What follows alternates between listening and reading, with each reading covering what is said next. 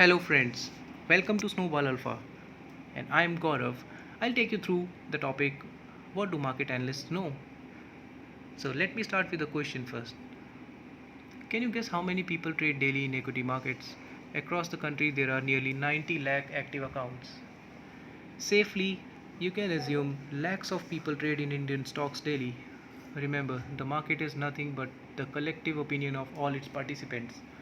So, in other words, do analysts or experts know more than the collective opinions of lakhs of individuals? I doubt. The stock market has surprised and shocked everyone over the last few weeks. That includes market analysts, traders, mutual fund managers, and others so called experts.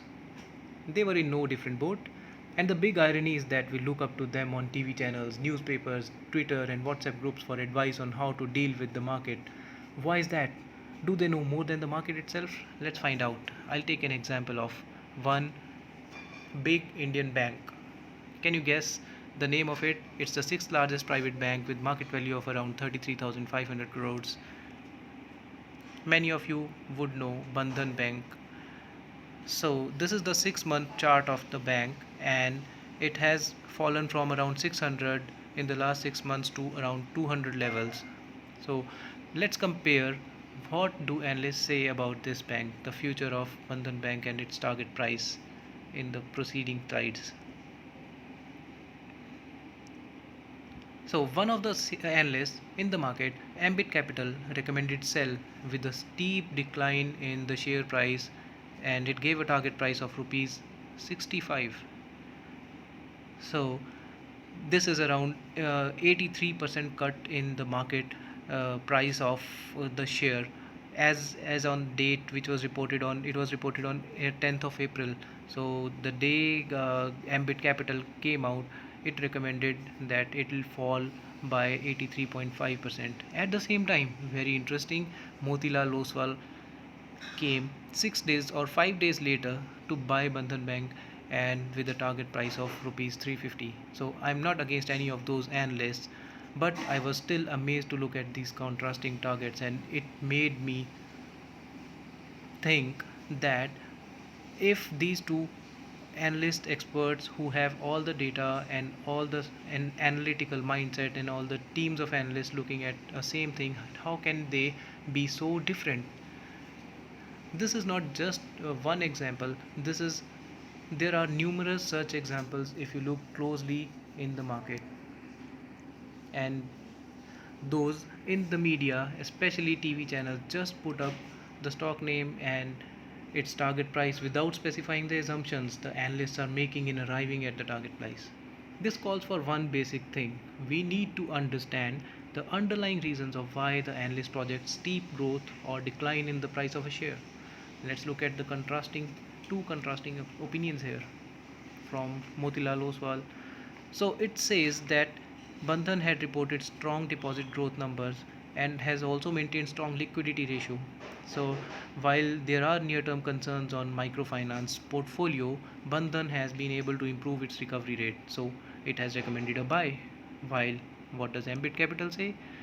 That lockdown has impacted the ability to collect dues. So the kind of microfinance portfolio it was referring to, it is 62% of its overall portfolio is concentrated in East India, and the leverage there is high and it recommends a sell because it will be not, the bank will not be able to collect cash from its borrowers. So very different opinions indeed. Now, so as a common investor, how do we read these? So I have three suggestions for you. First, it helps to understand the nuances of the industry. Know the underlying reasoning why the analyst is recommending something.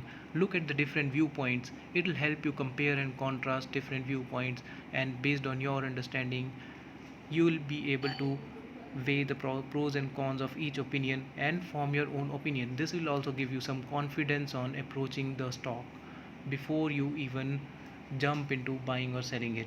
So just read about the industry, its drivers, challenges. So these will be easily available if you just try and Google the recent magazine articles or some interviews with the industry leaders. You will be able to quickly grasp some of the fundamentals of the industry. So secondly, understand their time frame, which is very important. So not all analysts have the same time frame. For example, those technical analysts have a time frame from ranging from a day to a few months, while for some it is over 1 year.